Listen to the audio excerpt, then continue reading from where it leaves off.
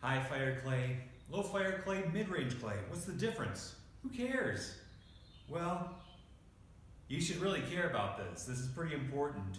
And I gotta tell you, it's really hard to tell the difference between these clays, even if you are a seasoned veteran at ceramics, okay? We get our clay typically from New Mexico clay. Sometimes New Mexico clay gets clay from other sources like Laguna, which is out in California. New Mexico clay uses a system. And if you are very conscientious, you can usually figure out what clay you're dealing with without much trouble, or at least what firing range you're working in. So New Mexico clay has a system, blue twist tie right here, and you gotta put that back on when you're done working with it, always to keep it moist, to keep that clay moist, and to remember what kind of clay you're working with.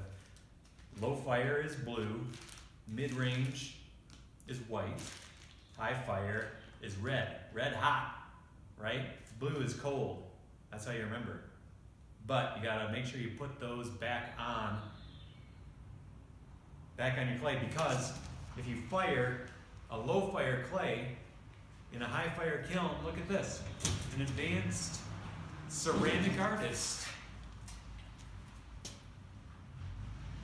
put low fire clay in a cone 6 kiln, and this is what happened. And it melted all over the inside of this kiln, got all over all of the elements on the kiln, and we had to take them all out, replace a lot of the bricks inside, and it cost about $500, I believe, to fix this kiln, not to mention the labor involved. Now, if you're a super advanced artist, you would look at this and you'd say, holy guacamole, there's some potential art happening here.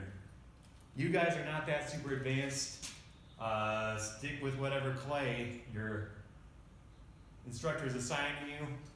When you take it out of the box, label it, the type of clay, with a black Sharpie, and label it with a triangle, that's a cone symbol, and 6. If you're working in another class, cone 04 is low fire, and cone 10 is high fire, okay? Also, keep your boxes around, because it says right on the box the cone you're working with. And as far as what's in the clay, if it's gray, it might have talc in it.